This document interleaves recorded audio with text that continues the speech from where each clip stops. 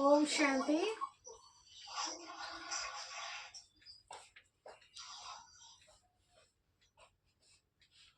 ओम शांति।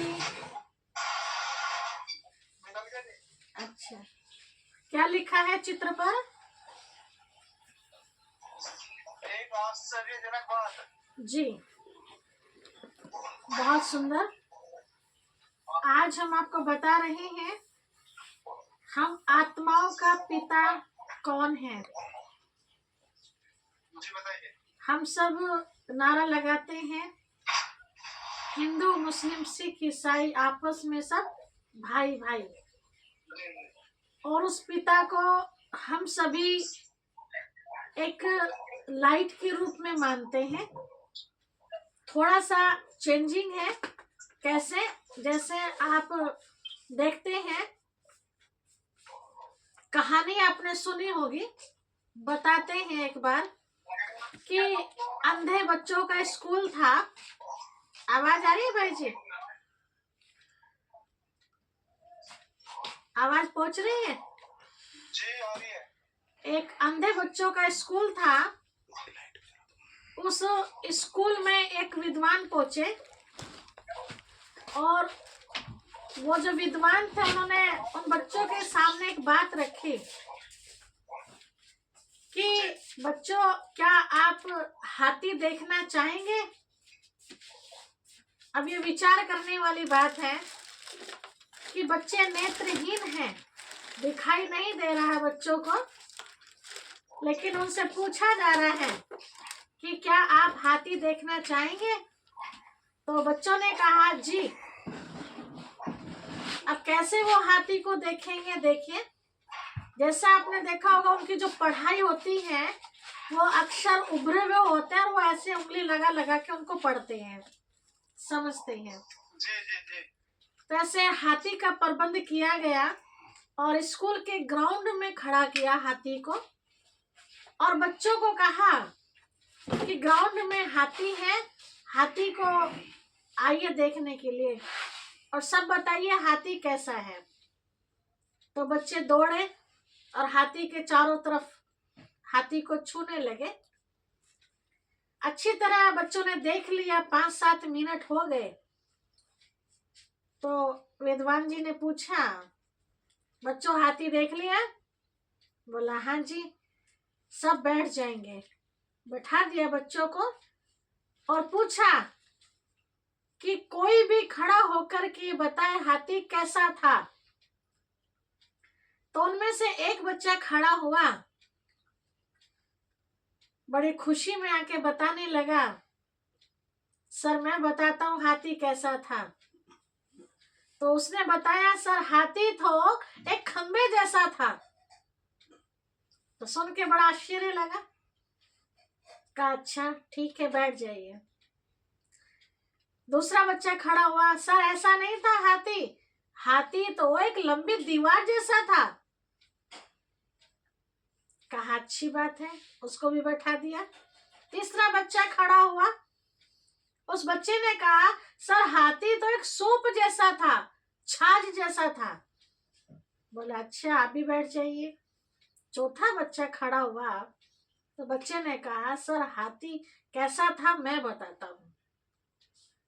पूछा कैसा था? तो बोला हाथी तो एक रस्सी जैसा था। अब मैं आपसे पूछती हूँ भाई जी, ये जो चारों बच्चों ने हाथी को बताया, हाथी ऐसा था, खंबे जैसा था, रस्सी जैसा था, सूप जैसा था, दीवार जैसा था, क्या हाथी ऐसा ही था? नहीं, जिन्होंने जैसे वे तो अंधे थे मैं, तो उन्होंने जैसे अपनी जिस चीज से हाथ से उन्होंने स्पर्श किया जी, तो जिस चीज ने जो जो चीज उन्होंने छुई, हाँ जी, तो उन्होंने उसी तरीके से अपना अपना जवाब दिया। हाँ जी। जी तो वो सही नहीं था ना, केवल उनका अनुमान था, जी जी। जो है ना? उन्होंने स्तंभ की बात कही थी, जी, तो अपने अनुमान से जैसा उनका बताया। अनुमान था ऐसे ही था, तो उन्होंने देखा तो कभी छुआ तो था नहीं। हाँ जी। तो उसके पांव पकड़े तो क्या लगा? खंबे जैसा है। पीठ पर हाथ गया तो दीवार जैसा है। पूंछ हाथ आई तो क्या बताया? रस्सी जैसा है। लेकिन हाथी तो कुछ और ही था अपने आप में। ठीक इसी प्रकार आज हम सब उस पिता परमात्मा की बात करते हैं, सारी दुनिया को चलाने वाला, जो हम सबको दुख दर्द में मदद करता है, हम सबकी पुकार सुनता है। आखिर वो कौन है? तो जब उनके बारे में हम जानने की कोशिश करते हैं तो अलग अलग तरह की बातें मिलती हैं। कहने के लिए हम सब एक पिता के बच्चे हैं, लेकिन जब परिचय की बात आती है तो परिचय में भिन्नता मिलती है। जैसे किसी पिता को 4 बच्चे हो, उन चारों बच्चों में से आप एक बच्चे से पूछे कि बेटा आपके पिता का परिचय क्या है, तो वो बच्चा बताएगा। टेलर का पिता हो बच्चा होगा, या डॉक्टर का बच्चा होगा, या किसान का बच्चा होगा, है ना, तो वही बताएगा ना जो होगा। उसी के सगे भाई या बहन से आप पूछते हैं कि आपके पिता का परिचय क्या है, तो वो बच्चा वही जो पहले वाले ने बच्चे ने दिया परिचय, वही परिचय देगा या उससे भिन्न देगा? क्या देगा बताइए? जो बच्चे ने पहले वाले ने परिचय दिया कि मैं एक डॉक्टर का बच्चा हूं, तो उसी का भाई या बहन डॉक्टर बताएगा या किसान बताएगा? क्या कहेंगे? क्या कहेंगे? मतलब आप कितने भाई बहन हैं जी? 8। आपके फादर क्या करते हैं? एग्रीकल्चर का काम है। आपने बताया कि एग्रीकल्चर का काम है हमारे पापा का, है ना, मैं किसान का बेटा हूँ। आपके दूसरे भाई बहन से अलग ले जाकर पूछा जाए तो वो क्या बताएंगे? वो किसान बताएंगे या कुछ और बताएंगे? कुछ और क्यों बताएंगे? नहीं, हाँ नहीं, शब्दों में डिफरेंस हो सकता है, लेकिन परिचय तो वही होगा, मीनिंग तो वही होगा ना उसका, है ना, मीनिंग तो अलग नहीं होगा ना। तो ठीक इसी प्रकार हम सब उस पिता के संतान अपने आप को कहलाते हैं सभी, लेकिन जब उसके परिचय की बात आती है तो परिचय में भिन्नता आ जाती है। कैसे? कोई कहता है आत्मा ही परमात्मा है, कोई कहता है परमात्मा तो ऊपर रहता है, कोई कहता है सबके अंदर बैठा हुआ है, और कुछ लोग ऐसे भी होते हैं जो कहते हैं परमात्मा नाम की कोई चीज ही नहीं है, हम ही सब कुछ है। तो ऐसे मूढ़मती लोग भी होते हैं दुनिया के अंदर, नास्तिक है ना। तो जितनी बातें उतना मुख कहेंगे, है ना। आखिर में सत्य परिचय है क्या, तो आज हम आपको वो देने जा रहे हैं। आप चित्र देख रहे हैं, अगले वाला चित्र निकालेंगे जिसमें लिखा है सर्व आत्माओं के पिता। उसमें सभी धर्मों को दिखाया है चित्र में। ये चित्र आपके पास नहीं पहुंचा है? अच्छा चलिए, तो पहले चित्र पे ही समझाते हैं, इसको बाद में समझाएंगे हम आपको। इस चित्र में क्या देख रहे हैं? बीच में ज्योति स्वरूप दिखाई है और किरणें निकली हुई है, और उन किरणों पर कुछ ना कुछ लिखा हुआ है ना। तो जैसे आत्मा का रूप हमने आपको दिखाया था कि आत्मा अति सूक्ष्म ज्योति स्वरूप है, इन आंखों से आत्मा दिखाई नहीं देती है।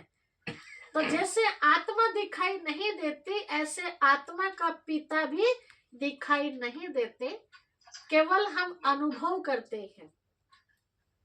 जब उनको याद करते हैं तो उनकी शक्तियों का अनुभव होता है हमें। जैसे वो शांति के सागर है, तो जब हम उन्हें याद करते हैं तो मन को शांति मिलती है ना। वो सुख के सागर है, तो हमें सुख मिलता है ना उन्हें याद करके। वो ज्ञान के सागर हैं, तो हमारे अंदर ज्ञान पैदा होता है जब हम उनको याद करते हैं। परमात्मा पिता के ज्यादा शब्दों में ना बता के मैं आपको 5 शब्दों में उनका परिचय दूंगी। पहली बात है, परमात्मा किसे कहेंगे? परमात्मा हम उन्हें कहेंगे जो निराकार है।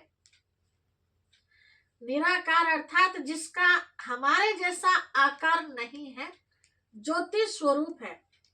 कई लोग निराकार का अर्थ उल्टा ले लेते हैं कि जिसका कोई आकार ही नहीं है। संसार में ऐसी कोई वस्तु नहीं है जिसका कोई आकार या नाम ना हो, चाहे वो हवा ही क्यों ना हो।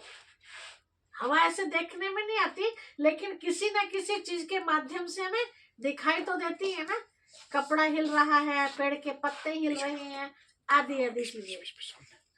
तो परमात्मा निराकार अर्थात देह रूपी आकार उनके पास नहीं है।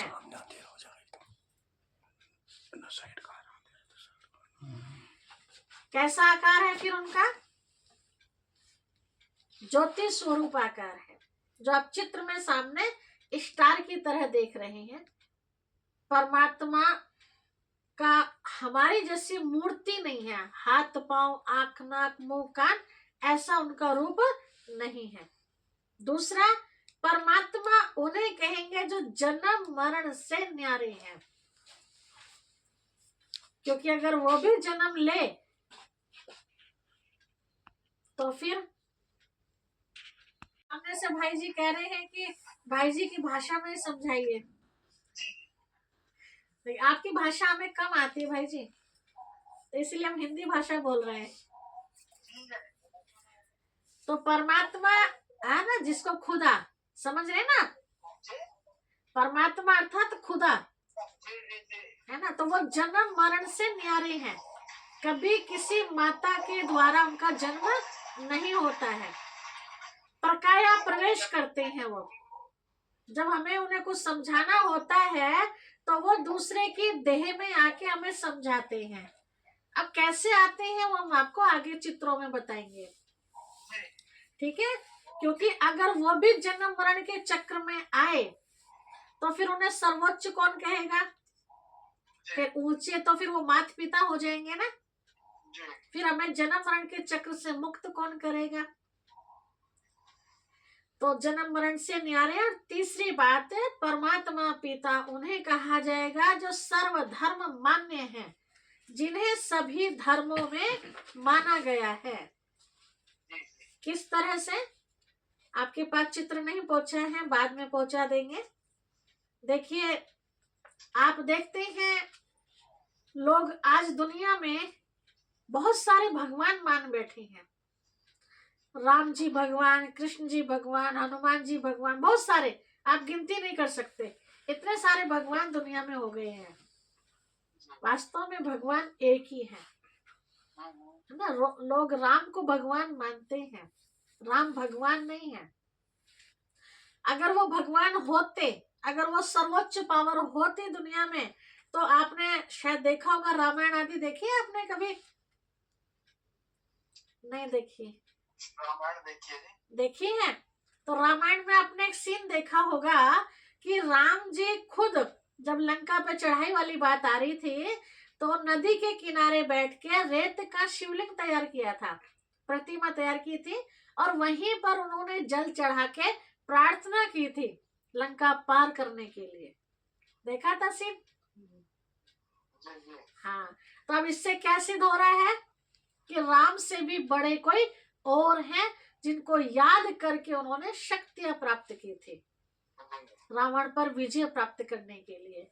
तो इसलिए उनके नाम का आज भी मंदिर है हमारे भारत देश के अंदर, रामेश्वर नाम से। रामेश्वर मतलब राम का भी ईश्वर, निराकार परमात्मा पिता शिव है। ऐसे तो बहुत सारे नाम है उनके, लेकिन हम शिव इसलिए कह रहे हैं क्योंकि यहाँ हिंदू भाषा में उसको मंदिरों में पूजते हैं तो लोग शिव बोलते हैं। शिव का अर्थ है कल्याणकारी। अब वो शिव है कैसा?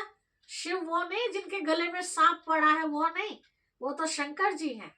शिव अर्थात कल्याणकारी, निराकार, ज्योति बिंदु स्वरूप, ठीक है, जो मंदिरों में शिवलिंग के रूप में पूजे जाते हैं। फिर चलो ये तो हिंदू धर्म की बात आप देख रहे हैं। दूसरा आप देखते हैं सिख धर्म में गुरु नानक ने भी कहा एक ओमकार निराकार। तो उन्होंने भी एक को माना और निराकार कहा।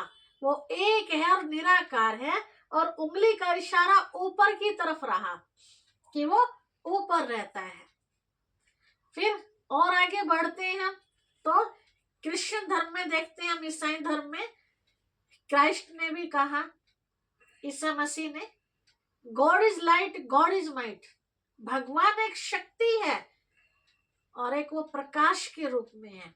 तो उन्होंने भी किसी देहधारी को नहीं माना, निराकार को ही माना। जापान में भी एक ज्योति के आकार के पत्थर पर ध्यान लगाते हैं कि वो एक ज्योति है, परमात्मा पिता। फिर आप देखते हैं मुस्लिम धर्म में भी जो सबसे बड़ा तीर्थ मानते हैं मक्का को, है ना, वहां पर भी क्या दिखाते हैं भैया, एक पत्थर ही तो है जिसे बड़े प्यार से चूमते हैं, और उसको अल्लाह एक नूर कहा गया है। तो नूर माना क्या है, प्रकाश। तो यहाँ भी किसी देहधारी को नहीं माना है ना, निराकार को ही माना। फिर अगर हम दूसरे देश की बात करें, पशुपति नेपाल एक मंदिर है, नेपाल के अंदर पशुपति के नाम से, तो वहां पर भी शिव लिंग के रूप में ही परमात्मा पिता को माना। अर्थात पशुपति नाम क्यों दिया उस परमात्मा पिता को, कि आज का मनुष्य जो पशु से भी बदतर हो गया है उसको भी परमात्मा पिता के उठाते हैं, अर्थात समझदार बनाते हैं। सोमनाथ का नाम सुना होगा आपने, सोमनाथ मंदिर है गुजरात के अंदर। ऐसा बताते हैं इतिहास के अंदर कि हमारे भारत वर्ष के अंदर सबसे पहला मंदिर है ये सोमनाथ का मंदिर। वहां पर भी राजा विक्रमादित्य ने शिवलिंग की स्थापना की और पूजा की, किसी मूर्ति की नहीं। मूर्तियां तो बाद में बनने शुरू हुई है, लेकिन सबसे पहले जो ध्यान लगाया लोगों ने या उसकी पूजा की तो शिव की प्रतिमा की निराकार की। इतना बड़ा रूप तो ये पूजा के लिए किया, बाकी इतना बड़ा थोड़ी है परमात्मा पिता, वो तो अति सूक्ष्म है। फिर विश्वनाथ में एक मंदिर दिखाया, तो वहां भी शिवलिंग के रूप में ही है। अमरनाथ के नाम से है एक जगह, है ना, वहां भी अमरनाथ में भी दिखाया। बर्फ का शिवलिंग ऑटोमेटिक तैयार होता है, वो होता है नहीं होता हमने तो नहीं देखा, लेकिन ऐसा बताते हैं कि वहां पर भी लोग शिव को ही मानते हैं। तो दुनिया भर में आप कहीं भी चले जाए, उस पिता परमात्मा को निराकार के रूप में ही माना गया है। तो अब आप बताइए कि जिसे सारी दुनिया उस रूप में मान रही है, निराकार लाइट रूप में, तो उन्हें परमात्मा पिता कहेंगे, या जिसे मैं किसी को मान रही हूँ, आप किसी को, कोई किसी को, उसे कहेंगे परमात्मा? उसी को कहेंगे ना जिसे सभी स्वीकार करे। तो वो कौन है जिसे सभी स्वीकार करे? वो निराकार ज्योति बिंदु परमात्मा है। आज तक जितने भी ऋषि मुनि हुए, जो भी पैगंबर हुए हैं, धर्म पिताएं आई हैं, हर एक ने परमात्मा पिता का रूप जो तपस्या करके उन्होंने दीदार किया, तो उन्होंने परमात्मा का रूप यही बताया कि वो एक लाइट है। यहाँ तक कि महाभारत में भी ऐसा दिखाया कि अर्जुन ने भी उस पिता परमात्मा का दीदार किया, तो उन्होंने भी यही बताया कि वो हजारों सूर्य से तेजों में है। 1000 सूर्य आप इकट्ठा करो, इतना तेज उसका भी नहीं जितना तेज परमात्मा पिता का है। तेज अर्थात इतना वो सर्वशक्तिमान है। जो हमारे पास शक्तियां नहीं है, वो उस पिता के पास शक्तियां हैं। तो तीसरी बात ये। चौथी बात ये कि परमात्मा पिता उन्हें कहा जाएगा जो सर्व संबंधी हो, अर्थात जिसके साथ हम सारे संबंध जोड़ सके। जो हम आज तक प्रार्थना में भी गाते हैं, स्कूल कॉलेजेस में भी, तुम ही हो माता पिता, तुम ही हो बंधु सखा, तुम ही हो, है ना। घर परिवारों में भी हम सब देखते हैं, कई बच्चे अनाथ हो जाते हैं, तो समझदार उन्हें समझाते हैं कि बच्चों चिंता ना करो, पिताओं का पिता तो बैठा हुआ है ना, है ना, उनके अंदर हिम्मत पैदा करते हैं। तो वो पिताओं का भी पिता है, जब भी तो हम उन्हें दुख दर्द में याद करते हैं, प्रैक्टिकल में देखते हैं। घर में सभी बैठे हुए हैं, माता पिता, दादा दादी, ताऊ चाचा आदि सब बैठे हुए हैं, और हम बहुत दुखी हैं। हम सामने बैठने वाले को याद नहीं करते, ऊपर वाले को याद करते हैं, है ना। पिताओं का भी जो पिता है, इसीलिए उनको परम पिता, परम आत्मा कहा जाता। परम पिता मतलब उससे बड़ा पिता कोई नहीं, अर्थात उनका कोई पिता नहीं है, वो सबके पिता है। परम पिता, पिताओं का भी पिता। परमात्मा, परमात्मा मतलब आत्माओं में सब में परम है, वो सुप्रीम है। उनके जैसी पावर किसी भी आत्मा के अंदर नहीं है। तो सर्व संबंधी परिवार में हम ये भी देखते हैं कि कई बार ऐसा होता है, यहाँ हमारे हिंदू धर्म में दिखाया, एक भैया दूज का त्योहार आता है, भैया सुना होगा। भैया दूज में बहनें क्या करती हैं, भाई के नाम का व्रत रखती हैं।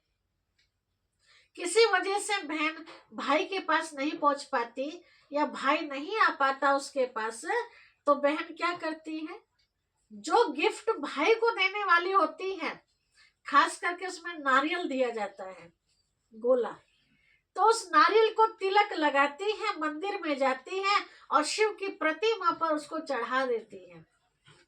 तो जो रीत भाई के साथ करने वाली थी, वो रीत शिव की प्रतिमा के साथ उन्होंने की, भगवान के साथ उसको किया। तो बताइए, तो भगवान क्या लगे, भाई भी लगे, है ना। ऐसे बहुत सारी कहानियां हम सुनते हैं।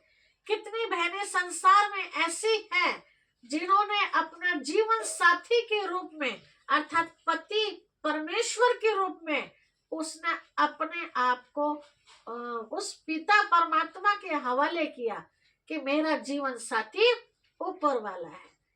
उन्होंने किसी देहधारी को अपना जीवन साथी नहीं चुना। वो पिता भी है तो आत्मा का पति भी, पति अर्थात मालिक है, उससे बड़ा मालिक दुनिया में कोई नहीं है। तो ऐसे कोई भी संबंध, आज तो लोग बाग देखते हैं बच्चे के रूप में भी उसको मान रहे हैं कि भगवान बच्चा भी है। तो आप किसी भी संबंध में उनको याद कर सकते हैं, आप उनको दोस्त के रूप में भी याद कर सकते हैं। सबसे बड़ा दोस्त इसलिए कहते हैं वो खुदा दोस्त भी है। यहाँ के दोस्त को हमको सुनाएंगे अपने दर्द की कहानी, और उससे कहा जाए कि भाई मैं तुम्हें ही सुना रहा हूं, ये बात किसी को मत बताना। और होता क्या है भैया, वो रखते हैं, बताते हैं किसी को, क्या कहेंगे, सबको पता लग जाएगा। हाँ सबको पता लग जाता है, क्योंकि मेरे खास है वो, उनके भी कोई खास होंगे, फिर उनके भी खास, उनके भी खास, और पता चला घूम के वो बात हमारे तक आ जाती है। लेकिन वो खुदा दोस्त ऐसा है, जो भी हम अपना बताए वो किसी को नहीं बताते हमारी बात, बल्कि और हमारे लिए समाधान का रास्ता निकाल देते हैं। बच्चे ये बात ऐसे आई है ना परिस्थिति, चलो इसको ऐसे नहीं ऐसे खत्म कर दो, हमारे मन में वो बात डाल देते हैं और हमारी समस्या खत्म हो जाती है। आज तो किसी को समस्या सुनाए तो खत्म नहीं बल्कि और ही बढ़ जाती है, ज्यादातर ये रिजल्ट निकल रही है। तो सर्व संबंधी भी है वो, और पांचवी बात वो सर्वोच्च है, जिसके लिए कहा ऊंचा तेरा नाम, ऊंचा तेरा काम, ऊंचा तेरा धाम, ऊंचे ते ऊंचा भगवान। ऊंचा तेरा नाम कहा। परमात्मा पिता के बहुत सारे नाम हैं, लेकिन एक खासियत है कि उस पिता के जितने भी नाम हैं वो सभी नाम गुणवाचक और कर्तव्यवाचक है। हर नाम के पीछे एक राज है, बिना राज के कोई नाम नहीं है उनका। जैसा उन्होंने काम किया वैसा वैसा उनके ऊपर नाम पड़ा। आज व्यक्ति अपने ऊपर नाम तो रखा लेते हैं, लेकिन नाम कुछ और होते हैं, काम कुछ और मिलते हैं उनके। जैसे कईयों के नाम आप देखते हैं शांति होते हैं, लेकिन प्रैक्टिकल में क्या देखा जाता है, सबसे ज्यादा शांति मचा के रखती हैं वो बहनें। कईयों के नाम सुखदेव मिलते हैं, पक्के दुखदेव निकलते हैं। कईयों के नाम राम मिलते हैं, पक्के रावण निकलते हैं, है ना। तो नाम तो थोड़ी है मैम, उनके कर्म से है ना नाम तो। हाँ जी, तो नाम ऐसे रखाने से क्या फायदा जो कर्म ही ना हो। लेकिन परमात्मा पिता के जितने भी नाम हैं उन नाम के पीछे राज है ना। बताते एक छोटी सी कहानी सुनाती हूँ मैं आपको, और एक करके एंड करते हैं। बताते हैं कि एक बार एक व्यक्ति का नाम छज्जूमल था। क्या नाम था? छज्जूमल। छज्जूमल नाम था। छोटा बच्चा ही था, बड़ा होता गया लोगों तक अच्छी तरह फैल गया। इसका नाम छज्जूमल है। बड़ा हो गया बेचारा, समय आने पर शादी भी हो गई। घर में जो बेचारी बहू आई, छोटे छोटे बच्चे गांव में आपको पता कैसे होते हैं, जब भी बेचारी घर से घर की तरफ जाती बच्चे उसे चिढ़ाते थे, छज्जूमल की घरवाली जा रही है। इस तरह वो सुन के बेचारी परेशान हो जाती थी। एक दिन उसने छज्जूमल जी को बैठाया और कहा कि देखो जी, सब कुछ यहाँ ठीक है, लेकिन ये ऐसे ऐसे करते हैं बच्चे, ये ठीक नहीं है। आप ऐसे करो, अपना नाम बदल दो। अब छज्जूमल जी ने कहा, ऐसा कैसे हो सकता है, बचपन से लोग मुझे इसी नाम से जानते हैं। उसने जिद पकड़ ली, घरवाली ने कहा नहीं, आप कुछ भी करो, आप ये नाम बदल दो, ये नाम अच्छा नहीं है आपका, लोग मुझे चिढ़ाते हैं। बोला ठीक है भगवान, चलता हूँ। तो वो नाम ढूंढने के लिए निकल गए। जैसे ही कुछ दूरी पर पहुंचे भैया, तो किसी का दरवाजे खटखटाया, तो वहां से एक बहन निकल के आई। उसके हाथ आटे में हो रहे थे। उस बहन से पूछा कि बहन जी, आपका नाम क्या है? अब ऐसे ही क्यों अपना नाम बताने लगा अनजान व्यक्ति को। कहा भैया काम बताओ, काम क्या है? तो बोला ना, बस बहन अपना नाम बता दो और कुछ नहीं। उसने सीधे स्वभाव में बोल दिया, ठीक है भैया, नाम चाहिए आपको? मेरा नाम लक्ष्मी है। तो दरवाजे तो खुला हुआ था, तो दरवाजे से अंदर का चौक दिखाई दे रहा था। तो चौक में बहुत सारा धान पड़ा हुआ था। तो बहन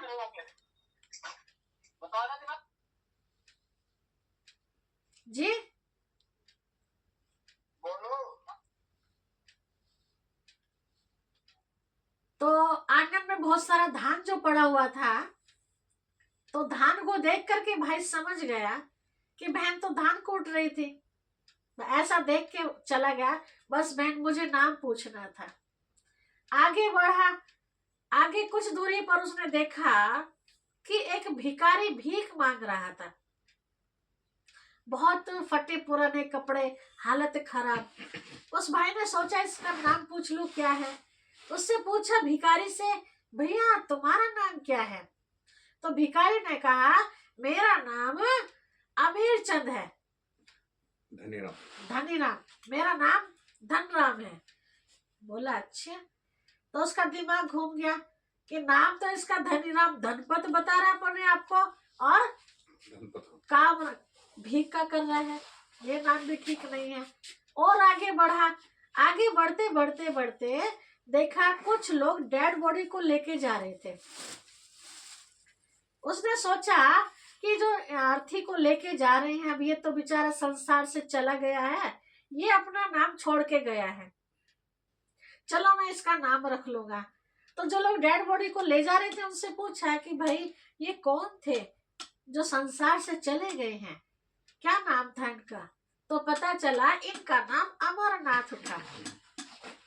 अब ये बात सुन के भी उसका दिमाग घूम गया और वहीं से वापस अपने घर लौटा।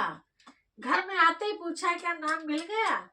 तो बड़े सुंदर शब्दों में उन्होंने कहा, धनपत मांगे भीख, लक्ष्मी कूटे धान, धनपत मांगे भीख, अमरनाथ जी चल बसे, मेरा तो छज्जूमल ही नाम ठीक।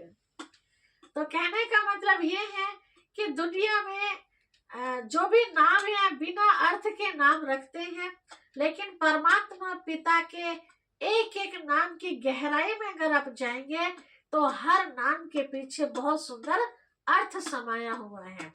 जैसा काम वैसा ही उनका नाम है। ठीक है भाई जी, कल आपको बताएंगे परमात्मा पिता करते क्या हैं। जो आज तक हम सुनते आए थे ना कि वो उसके बिना तो एक पत्ता भी नहीं हिलता है, जो कुछ भी संसार में हो रहा है सब कुछ वही कर रहे हैं। तो वो क्या करते हैं क्या नहीं करते हैं इसकी जानकारी आपको कल दी जाएगी। ठीक है, ओम शांति, ओम शांति।